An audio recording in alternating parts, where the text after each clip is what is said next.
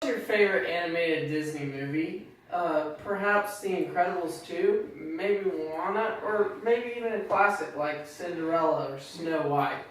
Regardless of your favorite, most everybody's seen the movie Bambi.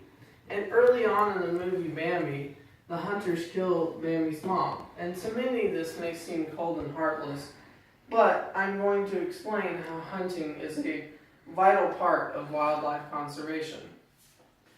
Wildlife is a renewable natural resource with a surplus, and all hunters help control wildlife populations at a healthy balance for the ecosystem. To understand the importance of a hunter's role, we must first target how hunting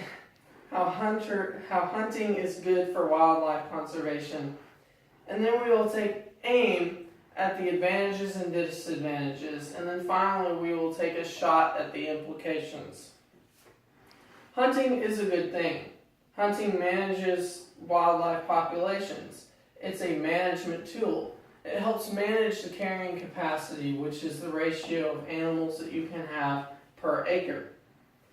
Now, it is also an integral part of preserving native biodiversity. Hunting is natural and humane. It dates back to the beginnings of time.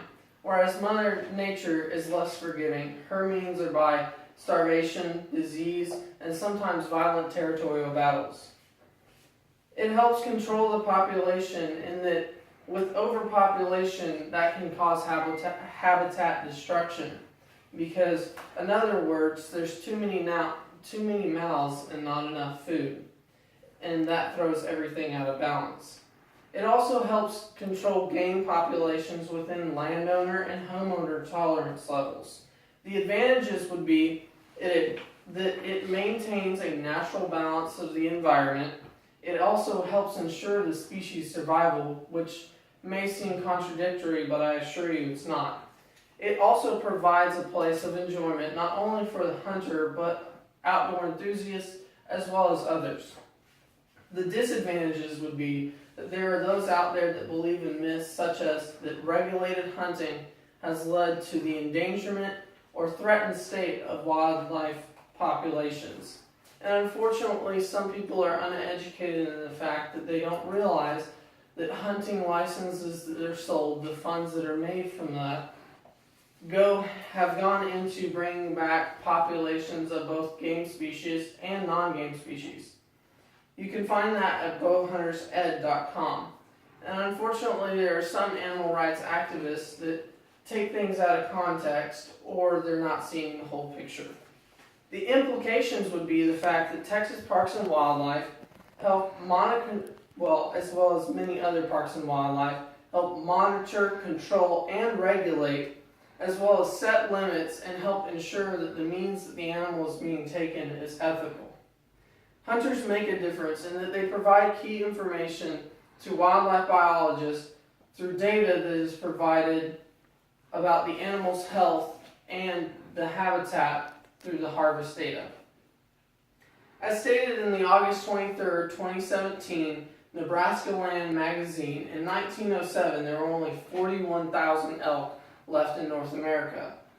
But through money, hard work, and dedication of hunters, wildlife biologists, as well as many others, there are now more than 1 million in North America.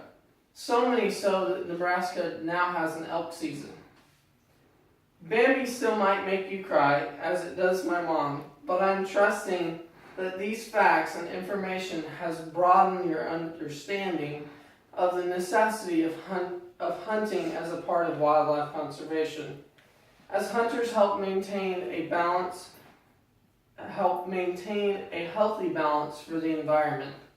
Perhaps this quote, recently posted on U.S. Fish and Wildlife Service website, best sums it up.